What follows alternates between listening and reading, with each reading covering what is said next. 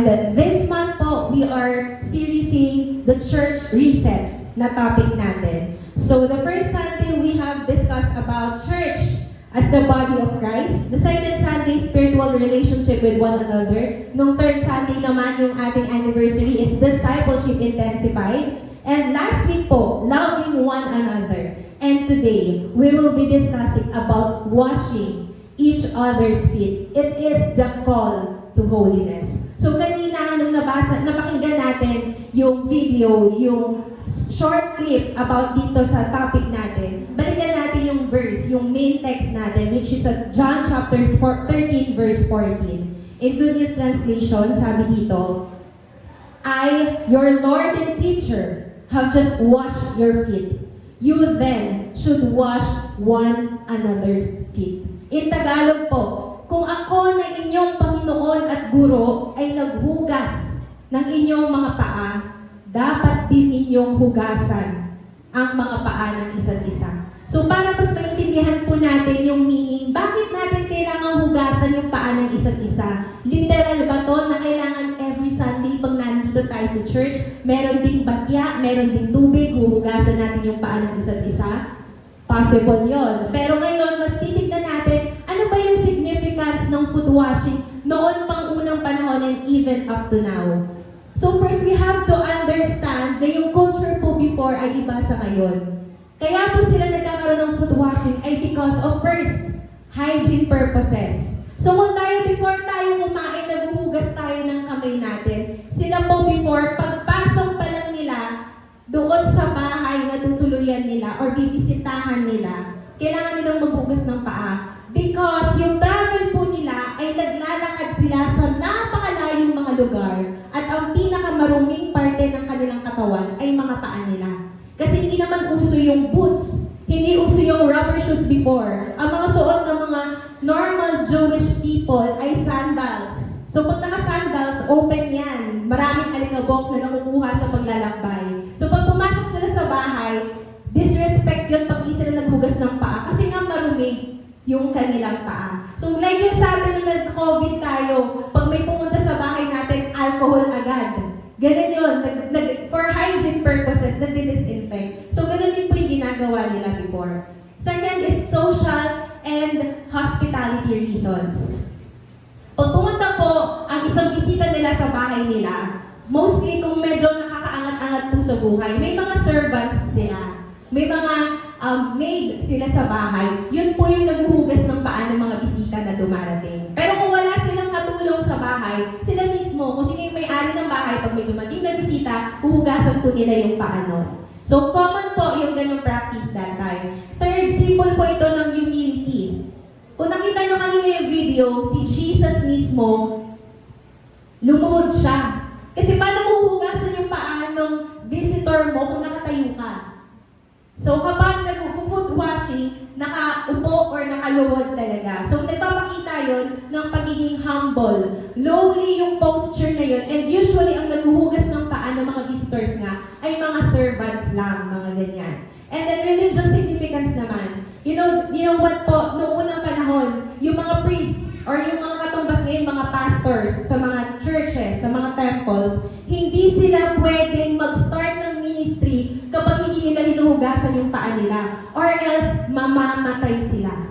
Ganun po ka-strict yung ordinance, yung batas ng Panginoon na ang Panginoon kasi holy, malinis, walang bahid ng kasalanan. So pag haharap yung mga priests sa Panginoon, dapat sila mismo malinis mula ulo hanggang paa, lalo yung talapakan nila. Hinuhugasan nila, meron pong batya doon sa isang lugar sa labas ng temple. Maghuhugas muna sila ng paa bago sila pumasok sa temple, bago sila mag-perform ng rituals, ng mga ministry nila, bago mag-start yung mga ceremonies nila. And then, kung biblical example naman po ang pag-uusapan natin, sinabi ni John the Baptist na siya mismo, hindi siya worthy na i-antay man lang kung, di ba yung sandals, pag naisip niyo parang may lace. Ni ganong pamamaraan, pakiramdam na hindi siya karapat-dapat na lumapit kay Jesus para tanggalin yung lace man ng sandals ni Jesus. Kasi alam niya, ang Panginoon ay napakabanal. And si Jesus din nag-set din siya ng example. Nakita natin yung video kanina. Imagine, nasa isang lugar sila. Ito po ay bagong mangyari yung Last Supper or yung huling hapunan. Bago po yung crucifixion, ang alam na natin yung huling hapunan, kumain sila ng sama-sama. Pero before that, there was a foot washing event na naganap. And hindi si Jesus yung umupo at nag-antay na hugasan yung paa niya. Kung nakita natin sa video what he did, tumayo siya, tinanggal niya yung outer robe niya, nagsuot siya ng ibang balabal, at siya yung umupo, isa-isang nilapitan yung 12 disciples niya, including si Judas, na alam niya magbe-betray sa kanya. At hinugasan niya yung paa ng mga disciples niya isa-isa. So kung 12 yung disciples nun, dalawa yung paa nun, 24 na paa yung hinugasan ni Jesus bago mag-start yung Last Supper. Hindi siya nag-antay na kung tutuusin siya yung Lord nila, siya yung Master, siya yung Teacher, siya dapat yung magsisilbihan. Dapat yung mga disciples yung mag-uunahan na, Teacher, pwede bang ako ang maghugas ng paa mo? Hindi. Walang gumalaw sa mga disciples niya. And nakita natin, si Jesus mismo, siya yung nag-initiate. Siya yung bumaba. Siya yung naglinis isa-isa, naghugas isa-isa sa mga paa ng disciples niya. And kung nakita natin sa video, ayaw nga ni Peter na hugasan yung paa niya. Sabi niya, kung uhugasan mo yung paa ko, pati buong katawan ko na lang hugasan mo. Kasi he knows na hindi siya worthy. Imagine niyo, kung sa panahon natin ngayon, yung president ng Pilipinas lalapit sa atin para hugasan yung paa natin. Iyon, presidente lang yun. Ano yung takot natin? What more yung Diyos ng mga Diyos, hari ng mga hari, yung teacher natin, creator natin, lalapit sa atin to wash our feet. Anong mararamdaman natin? So that time, yung nararamdaman ng mga disciples, hindi feeling nila unworthy sila. And yung character nila at that time, parang nagtitinginan sila, bakit ganito? Bakit si Jesus yung gumagawa sa atin? Kasi nga hindi nila naiintindihan at that time. Pero para sa Panginoon, for Jesus, ito yung pamamaraan niya. To serve His disciples, to show na ito yung dapat nagagayahin ng mga disipulo niya. Yung pagiging humble, yung pagiging servant, na dapat hindi naman na niya kailangan gawin. Pero kung hindi niya yun gagawin, hindi rin yun matututunan ng mga disciples niya dahil karamihan sa mga disciples niya, selfish, mapagmataas, gusto palagi sila yung uunahin, gusto palagi sila yung bida, ganyan. Yun naman yung normal na character ng isang tao kahit hindi man natin sabihin. May kanya-kanya tayong pride. Pero si Lord gusto niya ipakita sa atin, this is the example of humility. And the act of washing the feet serves as a picture of Jesus' ultimate mission. Ano ba yung mission niya? To serve humanity through His humble death on the cross. A death that washes us clean from all sin. Ibig sabihin yung ginawa ni Jesus na paghuhugas ng paa ng kanyang mga disciples, ito po yung naglalarawan ng ano ba yung mission niya. Yung mission niya po, ito ay iligtas ang sangkatauhan at maglingkod. Imagine, ang Diyos maglilingkod sa sangkatauhan sa pamamagitan po ng kanyang buhay. Yung dugo na dumanak sa cross, yung dugong yun yung luminis at lilinis sa ating mga kasalanan. At kung hindi gagawin yun ng Panginoon, hindi yun maiintindihan at hindi yun din igagawing example ng kanyang mga disciples. Pero even before up to now, medyo mahirap pa rin maintindihan sa atin, kailangan ba talaga natin yun gawin? Do we really have to take out yung pride na meron tayo at mag-serve sa isa't isa sa pamamagitan ng ganitong paraan? Actually, yes. Kailangan po natin itong gawin. And meron din pong spiritual na kasing kahulugan itong mga bagay na to. Pero dahil nga, hindi nga tayo sanay sa ganito at marami tayong lumang pananaw, lumang paniniwala, nahihirapan tayo na gawin yun sa isa't isa. So ano ba yung mga lumang pananaw, yung mga old paradigms na meron tayo patungkol sa foot washing? The first one is, yung leaders, sila lang daw yung nagbe-bear ng accountability to address sin. Meaning, sa isang lugar, sa isang church, expectation ng mga tao, si leader, si pastor lang ang pwedeng mag-correct sa sin ng isang member. So, ano mangyayari kapag ganon? Halimbawa, may isang member, meron siyang maling relasyon, may mali siyang pamumuhay, may mali. Kumbaga, namumuhay siya sa kasalanan. Pero ina-assume ng ibang members, si pastor or si leader lang ang pwedeng mag-correct dyan. Kaya hindi ko siya papakilaman. So, ang mangyayari, the more na dinedelay natin yun, at the more na sinasabi natin, hindi naman ako leader niyan. Hindi naman ako pastor. So, hindi ko siya papakilaman. Hindi ako pwedeng manghimasok sa buhay niya. Kung gano'n at gano'n yung nagiging attitude natin, unti-unti, yung member na yun, nalulunod na sa kasalanan. And by the time na si pastor or yung leader nag-step in, na halimbawa lang late na nila nalaman, wala na. Wala na si member, hindi na makaahon sa kanyang buhay kasi ine-expect nga ng ibang members ay hindi nila pwedeng pakialaman. Pero hindi po, dahil we are part of the body of Christ. Kanina, yung mga pinanumpa ang oath ng ating mga new members sa church. Sabi nila, meron daw personal na commitment, merong church commitment, may mga ganyan. Part po yun na may pakialam tayo sa isa't isa. Pwede mo sabihin mo sa katabi mo, may pakialam ako sa'yo. Sa kabila naman katabi mo, sabihin mo, papakialaman kita. Diba, madalas sa atin, ayaw natin na pinapakialaman tayo. Sino po dito yung gusto na maraming nakakailam sa buhay niya? Diba ayaw natin? Kapag once na yung tao ay nanghihimasok na sa buhay natin, oops, teka lang. Bakit mo ako pinapakialaman? Buhay ko to, desisyon ko to, my life, my rules. Yun yung sinasabi ng mundo. Pero because we are church, we are part of the body of Christ. Hindi pwedeng wala kang pakialam sa katabi mo, sa kapatid mo, sa pananampalataya. Kasi kung ano ang mangyayari sa kanya, apektado ka. Dahil tayo nasa iisang part. Di ba pag may masakit sa katawan natin, ramdam pag may isang part ng katawan natin na masakit, ramdam ng buong katawan. Hindi pwedeng sabihin mo na hindi ako nasasaktan. Pag gano'n na wala tayong pakialam at hindi tayo nasasaktan kapag nagkakasala yung kapatiran natin, tanungin mo na yung sarili mo, part ba talaga ako ng church? Member ba talaga ako ng church? Bakit may nangyayari kay kapatid pero di ako affected? Wala lang sa akin.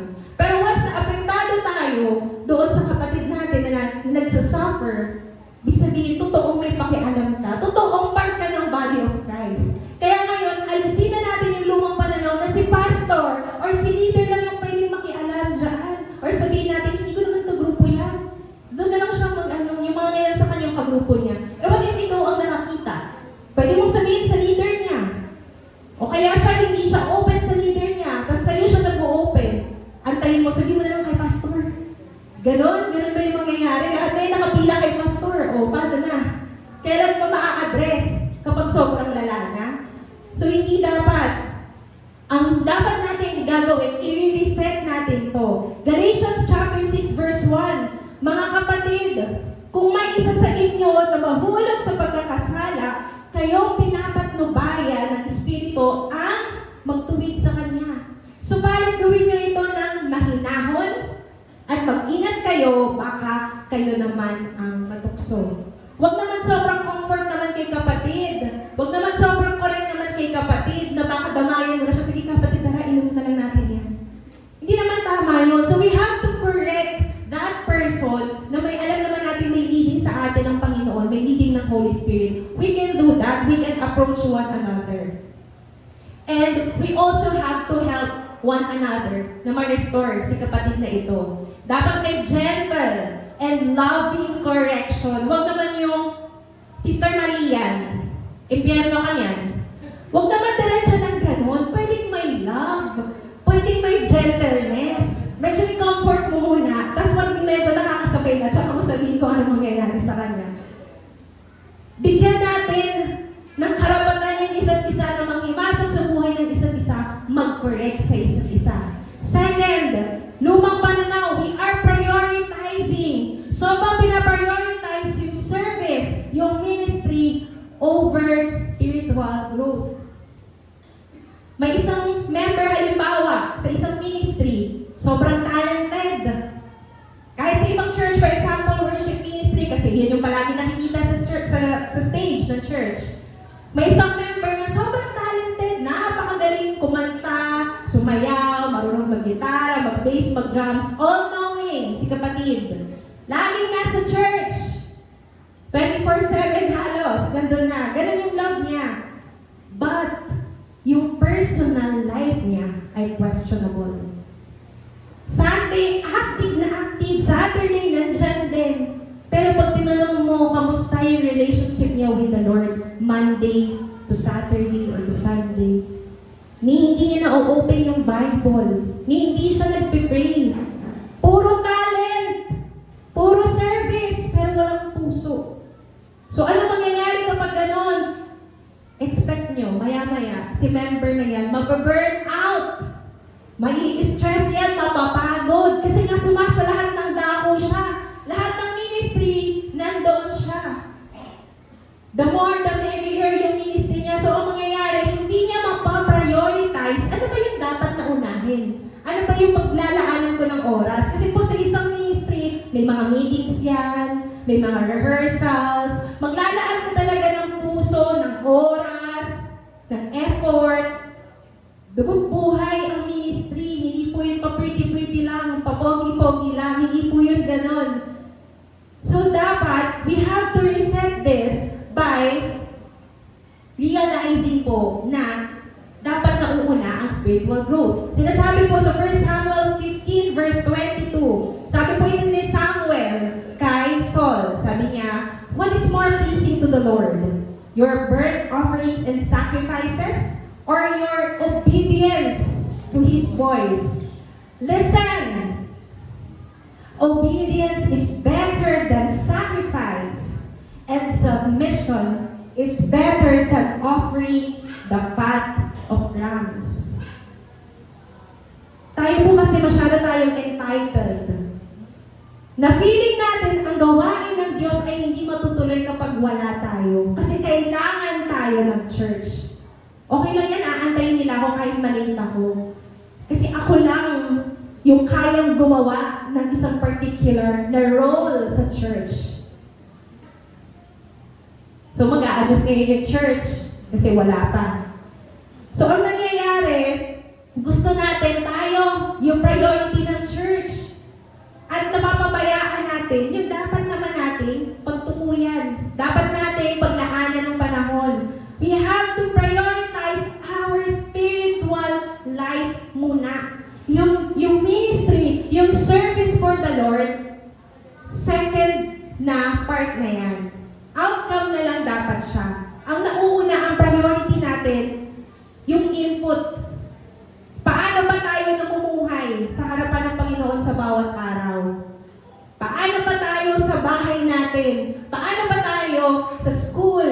Paano ba tayo sa workplace natin? Sino ba tayo sa harapan ni Lord pag walang nakakakita? Pag wala tayo sa stage, pag wala tayo sa church, pag walang mga kapatiran, sino tayo sa harapan ng Panginoon? So dapat yun yung inuuna natin. That's the daily walk with the Lord. And yung mga ministries natin, secondary na lang dapat yun. Third, isa pa sa lumang pananaw natin, we are encouraging generosity. Sobrang mapagbigay, pero wala namang righteousness. So ano ibig sabihin nun? May mga members sa isang church na mayayaman, for example. Sige, papagawa ng church, magdo-donate na ganito, feeding program and all. Pero ang tanong, saan pagaling yung mga binibigay niya sa church? O sabihin natin, maganda naman yung pinagmulan. Pero si member na ito ay may hindi rin tamang pamumuhay. Pero dahil siya yung pinakamalaking pinagkukunan ng finances ng church, kung anong desisyon niya, susundin na lang ng church. Kung ano yung gusto niya, kahit hindi naman tama, hindi naman biblically correct, gagawin na lang. May mga networking na siyang pinapasok sa church, okay lang, kasi sa kanya nang gagaling yung mga finances. Hindi tatakbo yung church pag wala si kapatid. Ganon, ang nangyayari, naku-compromise yung mga bagay kasi para hindi ma-hurt si kapatid na pinakamalaking nagbibigay sa church. So para ang nangyayari, parang binili niya na yung mga members ng church. And yung church mismo, parang siya na may-ari. In reality, ang totoong may-ari ng church ay walang iba, kundi ang Panginoon. So hindi natin pwedeng hayaan na dahil lang sa palakihan pala doon ng bigay eh. So kung sino pinakamalaking bigay, yun ang susundin. Hindi po siya ganun. Hindi po. Pero alam natin na sa ibang mga dimensyon ng mundo, like sa politics, nangyayari yun.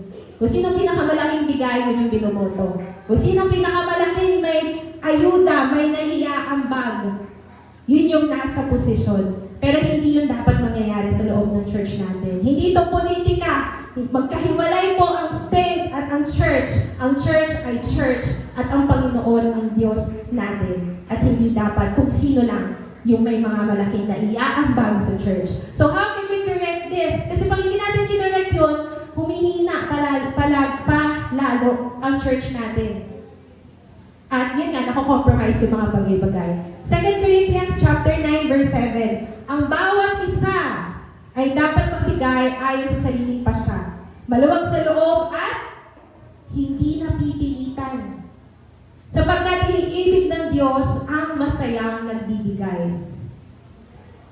Ibig sabihin po, sa ating pagbibigay, hindi sinusukat ng Panginoon yung amount lang.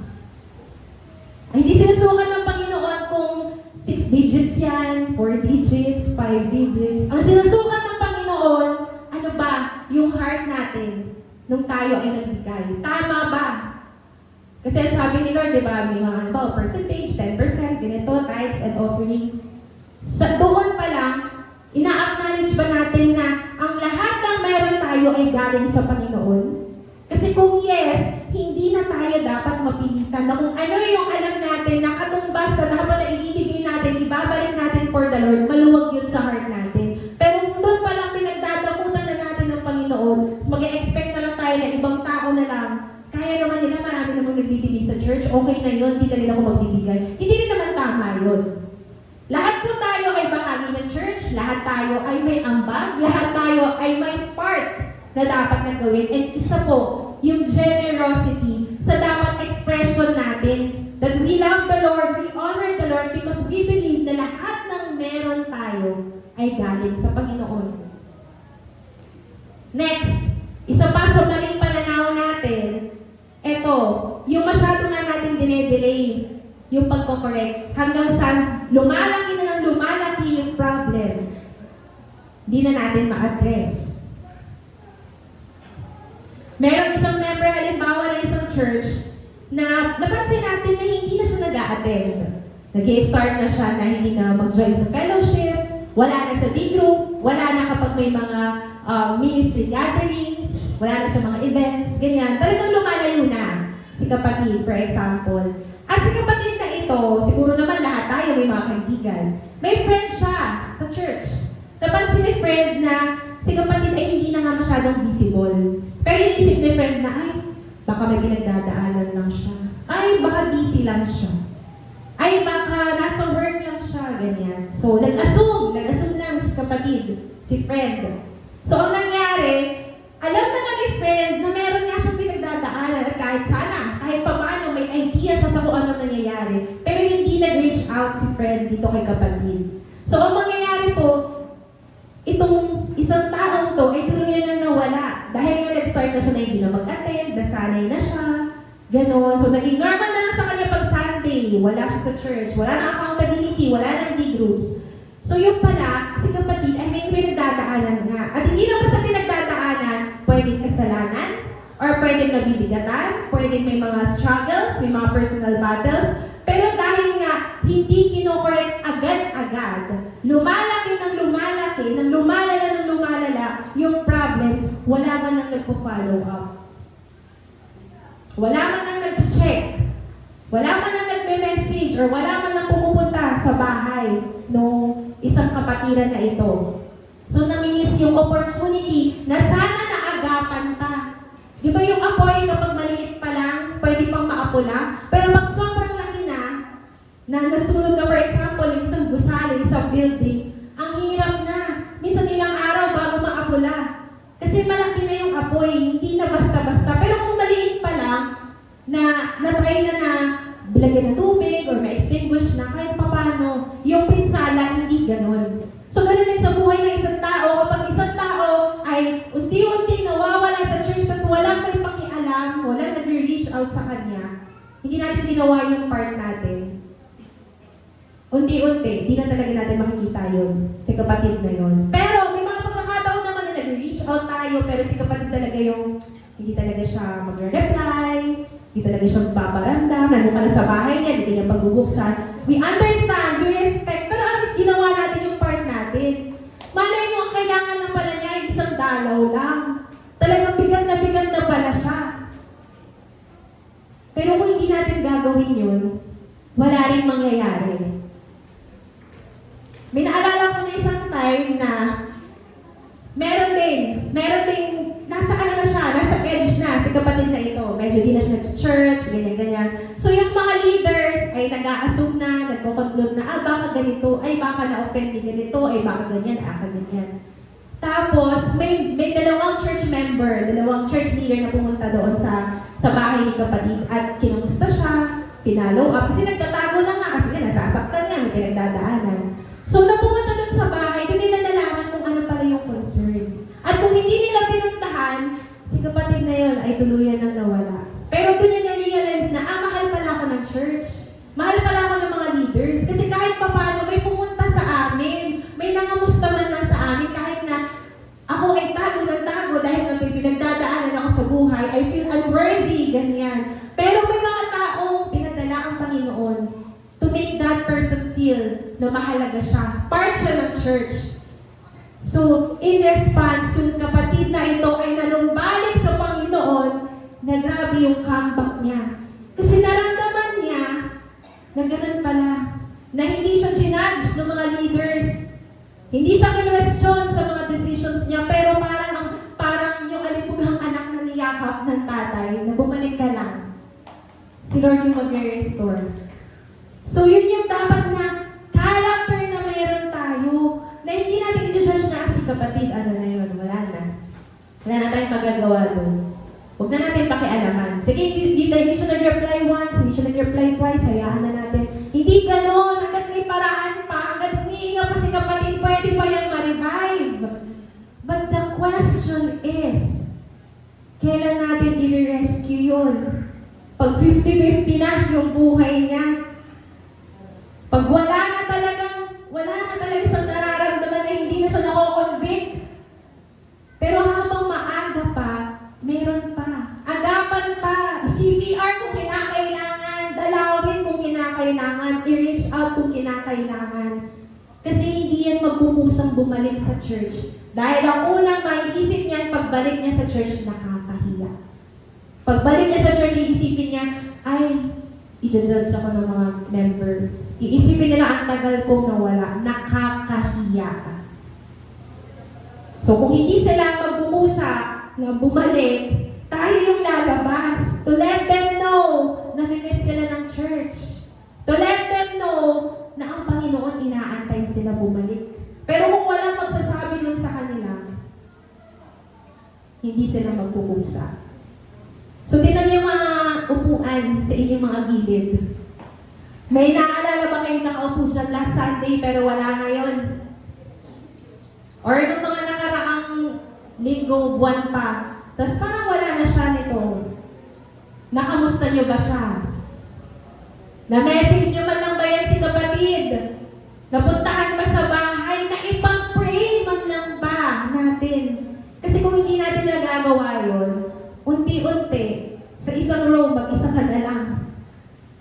Mauubos tayo pag ganun. So, huwag natin hayaan na masanay tayong walang pakialamanan. Kulitin natin kung kinakailangan. Ipanalangin natin, iluhod natin sa prayers. Kasi wala silang ibang aasahan, kundi tayo rin, dahil we are a family of Christ. Next is fellowship without accountability. Lumang pananaw natin na, sige, event, fellowship. Pero, ito hindi naman sa church natin. Pero, possible. Kaya, kailangan aware tayo. Halimbawa, may mga, maraming mga social gatherings and all.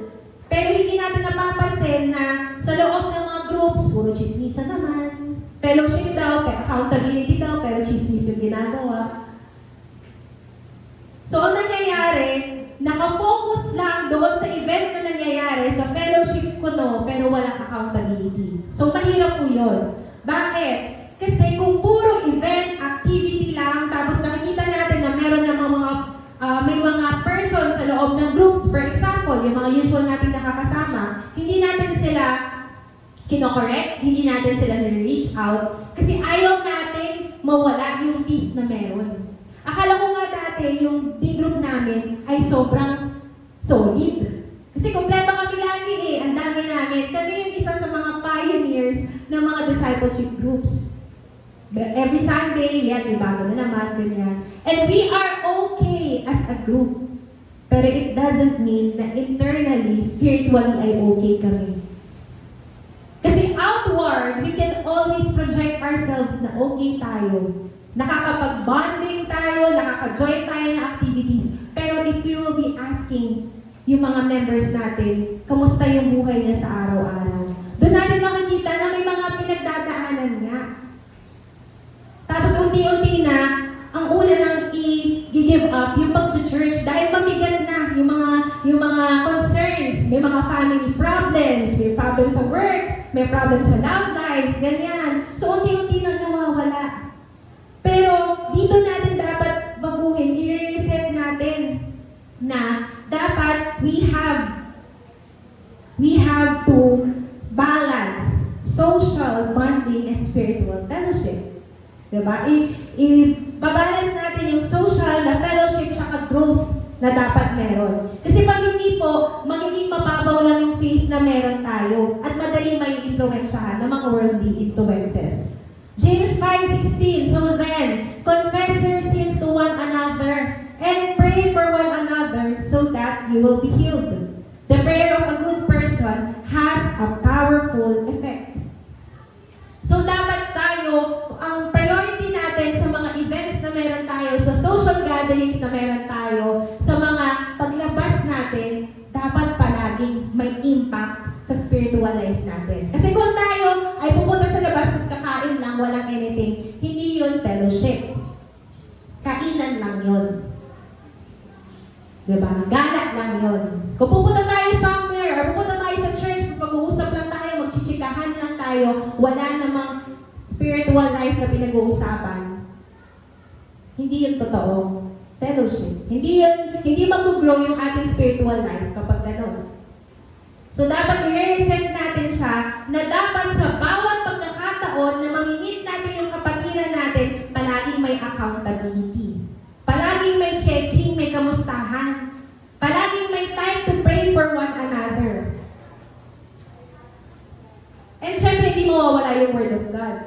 Kasi kung nag-meet tayo, di-group tayo, kasi walang Word of God, hindi yun di-group talaga.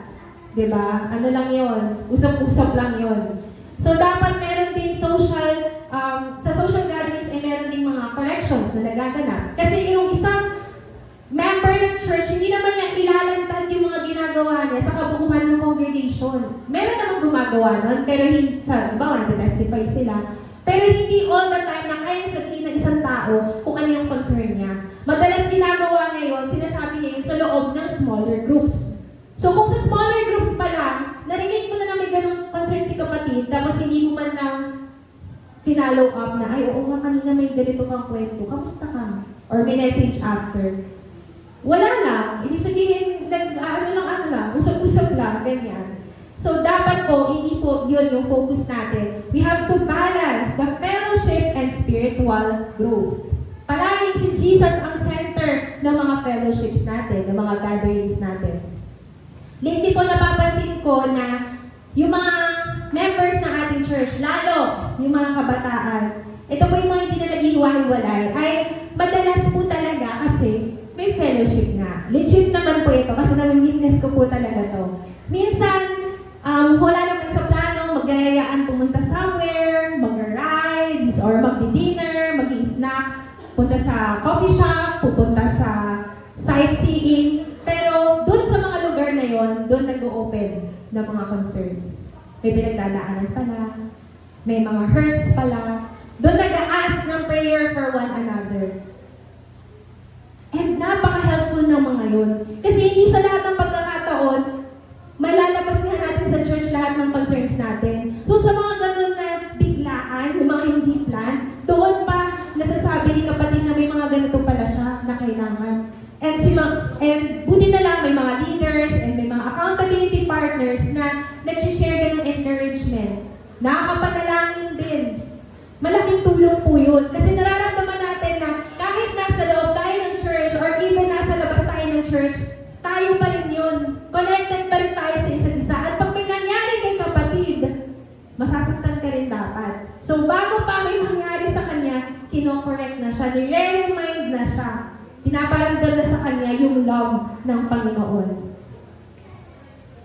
Even nung nakaraang Love Talks event natin noong February, after ng Love Talks dito, nag-Love Talks part 2 sa Starbucks. Nagpunta yung mga ibang leaders, ibang members, doon, nag-sharing ulit, nag-pray for one another. Hanggang sa pag-uwi, pauwi na ako, yung mga guests na in-invite nila Ate Faye, nila Shell, kausap ko pa rin sa Grab, nagpapanalanginan pa rin kami. Hindi pa rin matapos-tapos yung fellowship, yung sharing. First time ko silang na-meet, pero grabe yung life-to-life na tinetestify nila kung gaano kabuti si Lord. Ako rin, sinishare ko rin kung ano yung mga ginagawa ni Lord sa buhay ko. Hanggang sa mababa na lang kami, nananalangin pa kami, ganyan. And then, that moment din, in-impress sa akin ng Panginoon, ay manalangin din yung driver. Kasi narinig niya nananalangin kami sa sasakyan. So, pagbaba ng mga friends na invited, nag-ask ako dun sa driver, Kuya, anong name mo?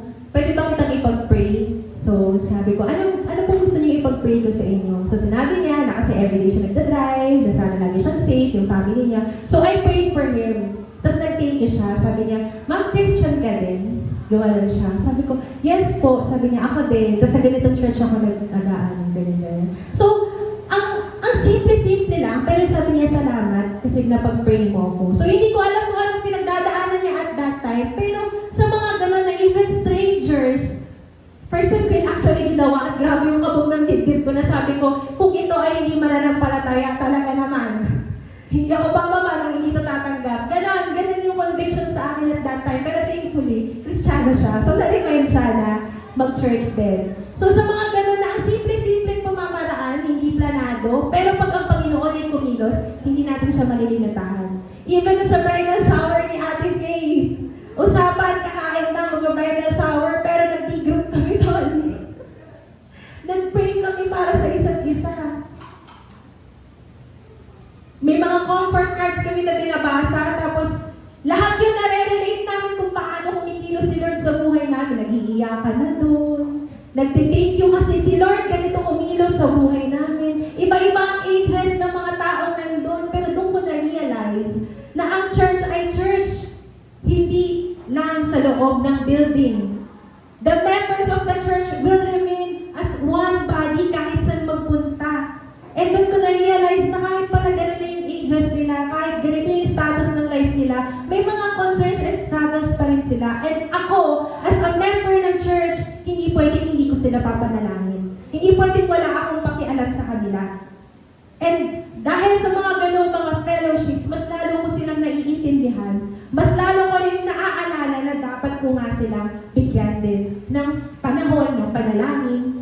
Regardless kung anong age ni kapatid, kung anong status niya sa buhay, connected pa rin tayo sa isa't isa because we are church. And most of the time, kahit ako, pag ako naman ang may concern, may mga church members na to the rescue.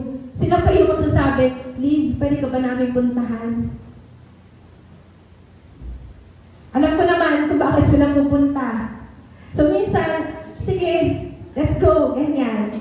Tapos sila naman yung mag-share sa akin ng encouragements. Kasi hindi porket leader ay okay na palagi. Most of the time, si leader pa nga yung hinang-hina. Tapos si member na hindi mo ina-expect, siya pa yung mag-reach out sa'yo, sabihin, pwede ba kitang puntahan? Pwede ko bang i-ask kung ano yung prayer request mo? Nandito lang kami. We are praying for you. Gaano kasarap yun sa pakiramdam? Na sa isang church, alam mo kapag may pinagdadaanan kami, kabigatan ka, hindi ka mag-isang humaharap nun. And may nagsasabi rin sa akin na grabe no, pinapanalangin ka ng mga tao, ang daming nagpipray para sa'yo. And I felt that. Kasi kung wala nang sumuko. Ang daling mag-give up na lang kapag may mga challenges. Pero dahil alam ko na I am part of a larger community, I am part of a church, hindi ako mag-isa. May kasama ako sa journey.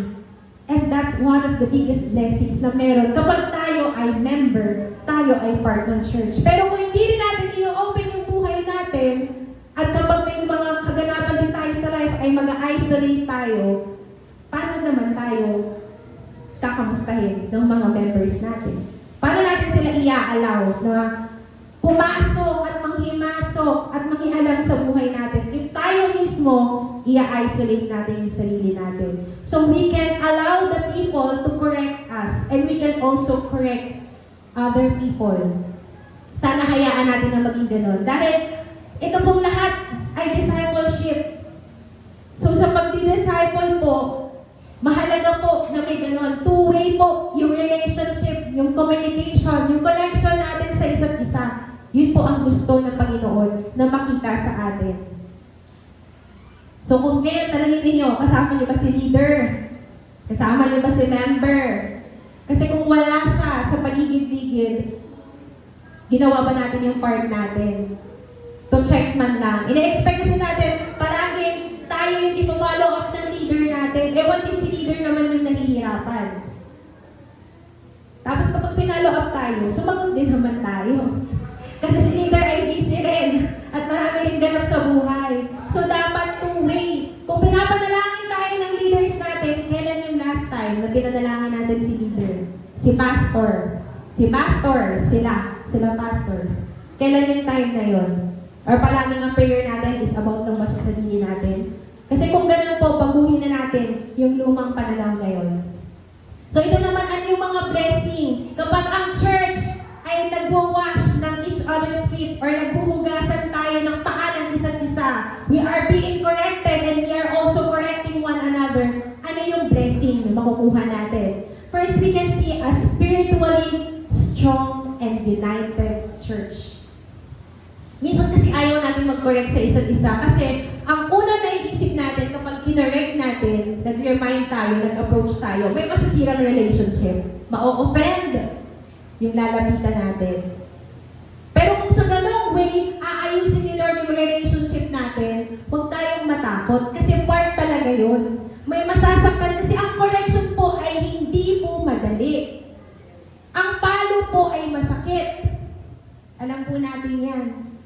Kaya ang unang gagawin natin, pag alam natin papaluin tayo, umiiwas kaagad tayo.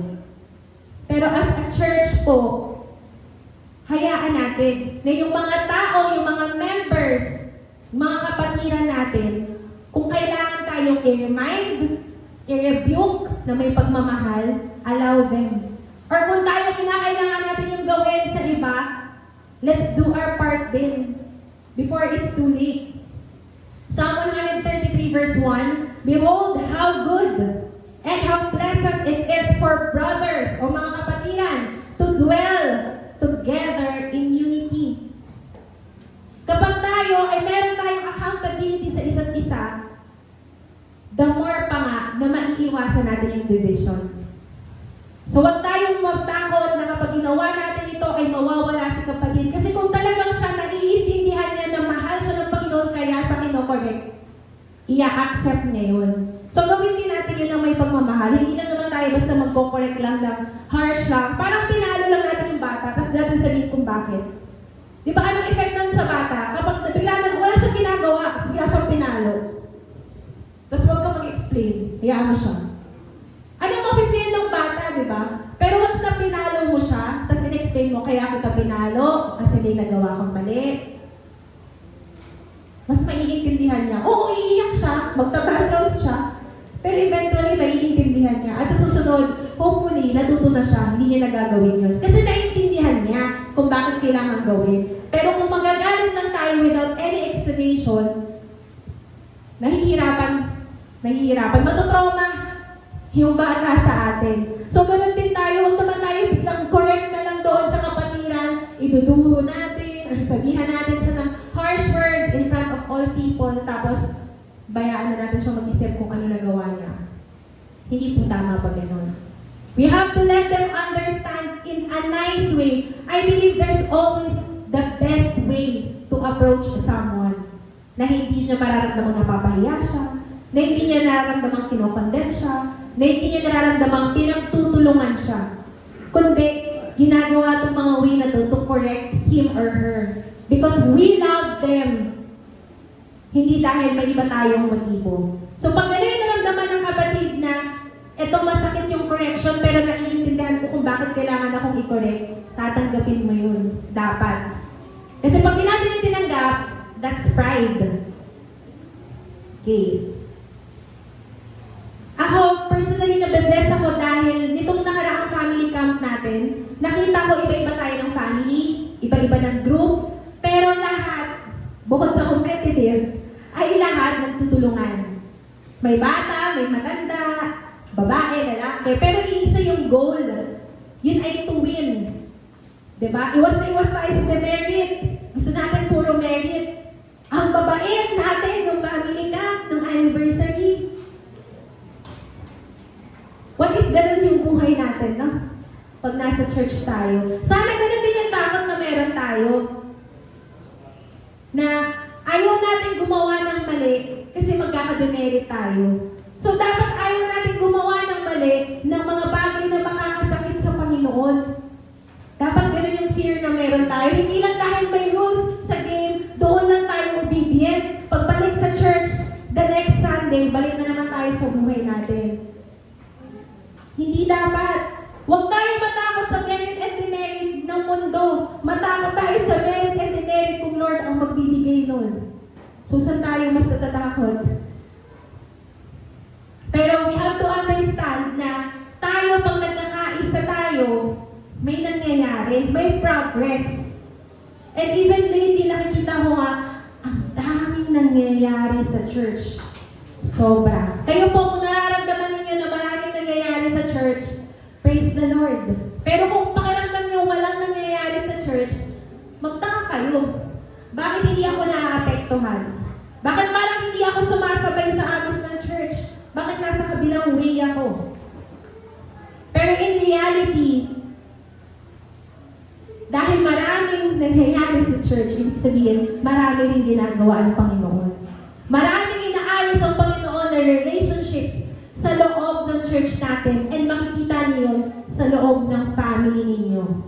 Kung dati hindi involved ang family ninyo sa mga nangyayari, sa kaguluhan and all, ibig sabihin, hindi kayo totoong part. Pero kung napapansin ninyo, parang pati pamilya ko, maraming nagaganap, ganito. Pero after that, eventually makikita natin may purpose si Lord. Nangyayari itong mga bagay na to kasi si Lord hindi lang siya concerned sa church, dito lang pag Sunday. Concerned din siya sa pamilya mo. Concerned siya sa workplace mo. Concerned siya sa school place mo. Kaya hindi ka lang niya gustong ayusin pag nandito ka pag Sunday lang. Inuuna niyang ayusin yung pamilya mo. Inuuna niyang ayusin yung relationship mo with your boss. Yung relationship mo with your teachers, with your classmates. Sabay-sabay yun inaayos ng Panginoon. And kung merong breaking, merong breakthrough. So wag natin isipin na kawawa tayo sa mga bagay na ganito kasi hindi pa natin nakikita yung bigger picture. One day we will realize kung bakit nangyayari yung mga bagay na to. Second, the culture of love, purity, and restoration. Kapag tayo po, we are washing one another's feet, makikita natin na merong mas nabubuong, mas malalim na pag-ibig, may purity, may restoration. So dahil mahal natin ang isa't isa bilang magkakapatid sa Panginoon, pag alam natin may hindi tama sa pamumuhay ng bawat isa, huwag natin ibibibi yung sin. We have to address the sin. Kasi kung hindi, parang kamatis nga yan na nabubulok. Pag hinalo mo sa ibang kamatis, lahat na magiging bulok. So bago pa maging bulok ang lahat, gagawa na natin ng paraan. Tatanggalin daw yung nabubulok para siya na lang. Hayaan natin na ma-restore siya ng Panginoon para pagbalik niya, maayos na ulit yung kalagayan niya. But the reality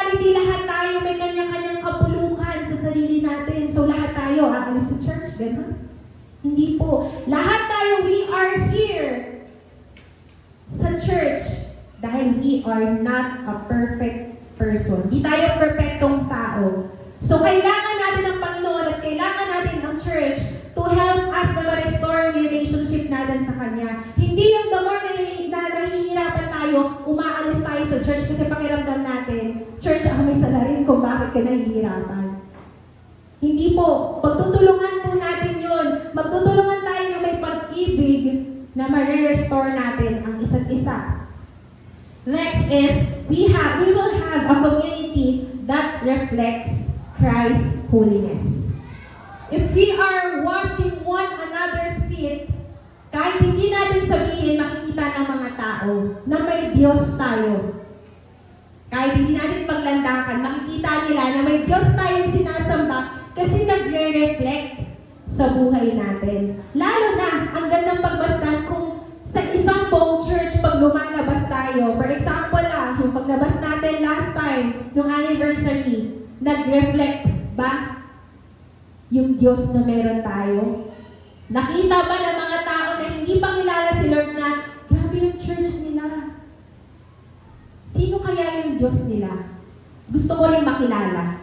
Kasi nakikita sa atin mismo na meron tayong pagmamahalan, na meron tayong pagtutulungan, na merong kabanalan sa church natin. Hindi yung paglabas natin sa church, kanya-kanyang pariwala na tayo ng buhay. Hindi yun. Hindi yun yung dapat natin na ginagawa.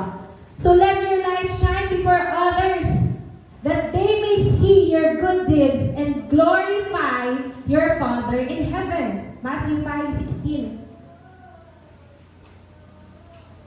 Palagi niyo po makikita yan na kapag humalo po kayo sa maraming tao, imposible hindi ka magniningning.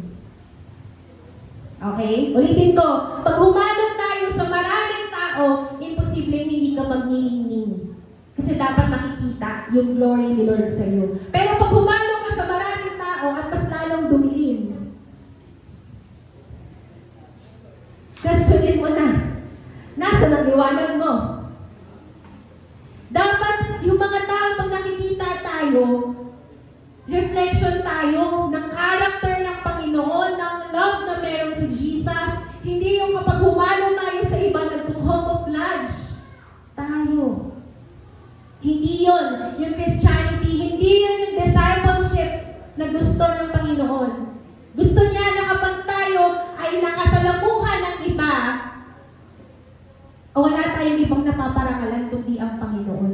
Wala tayong ibang pangalan na naitataas kundi yung pangalan ng Diyos. Kasi pag nangyari na, sige nga, hahalo ka sa maraming tao, pero puro ikaw ang nakikita, wala yun. Hindi yun humility, hindi yun servanthood. That's all pride and selfishness. So, i-check natin yung mga sarili natin. Pag ako ba ay nasa labas ng church, paano ko nakikita ng parents ko? Paano ko nakikita ng mga kapatid ko? Paano ko nakikita ng relatives ko? Ng workmate ko, ng classmate ko, ng teacher ko, ng boss ko? Itanong natin yung palagi sa sarili natin. Do they see Christ in me? Or I in me? Kasi kung puro I, yung nakikita, puro ako, wala ang Diyos doon. But if they see Christ in you, kung hindi ka pa na nagsasalita na be-bless na sila sa buhay mo, praise the Lord kung ganon. Kahit wala ka pang ginagawa, alam nila na ang Panginoon ay isinasabuhay mo yung mga salita niya, marami ring mabe-bless. And marami ring gagawa ng mabubuting bagay. Kasi nakikita nilang ginagawa mo. Pero kung ikaw, yung palaging start ng mga kaguluhan, kung nasaan ka man, kapatid, ay magbago ka na. Kasi tayo dito, we will correct one another, we will remind one another. And kapag nasa labas na kasi tayo ng church, hindi na tayo nakikita ng mga church members natin. So, accountability natin sa Panginoon, paano natin ipapamuhay yung mga salita niya? Paano natin lalakaran yung mga salita niya? So, there is a call to action. Sabi sa 1:13 verse 17, ngayong alam na ninyo ito, pinagpala kayo kung gagawin kung ito'y gagawin ninyo? So, unang tanong, will you commit to washing others' feet by helping them to walk in holiness? Tanungin po natin ito sa ating mga sarili. And we can also discuss this sa groups natin. Handa ba talaga tayo na lapitan yung ating mga kapatid? Encourage them to walk in holiness. Hugasan natin yung mga paa nila. Literal man or hindi, serve them with all humility, with all love, honor and respect them. Kasi yun yung nais ng Panginoon na gawin natin.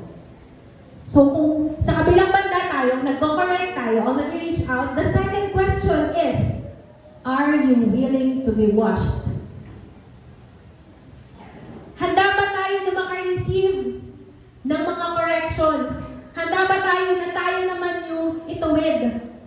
Kasi sanay tayo, ang daling magpuna actually. Ang daling magpuna ng pagkakamali ng ibang tao. Ang daling makita na may puwing siya sa mata niya, pero yung sarili nating puwing, sariling dumi ng mata natin, hindi natin nakikita. Ang daling masabi na ang baho mo. Pero ang hirap amuyin pag sarili mo na yung mabaho. Right? So, ganoon din yung gagawin natin. Handa ba talaga tayo na kapag tayo naman ay kinokorek, ano sasabihin natin? Tatanggapin ba natin yung correction na yun because we know na makakatulong yun sa atin? Or dahil ma-pride tayo, hindi natin tatanggapin yun? Tayo lang ba yung magsasabi ng mga correction sa iba at pag tayo naman ay kinorek, mawawala na tayo sa church dahil first time natin na correct, nasaktan ka agad tayo. So, wag po naman natin gawin yon. So, let us reset as a church and embrace kung ano yung full meaning ng washing each other's feet. Hindi lang to basta symbolism, hindi lang to basta ginawa noong unang panahon. We can always do this. And hindi lamang every Sunday, we can wash one another's feet every day. We can pray for one another. We can be accountable to one another. Dahil sa ganitong pamamaraan, napapamuhay natin yung lifestyle na may holiness, na mayroong encouragement and accountability to one another. So right at this moment, let us have time to really seek the Lord.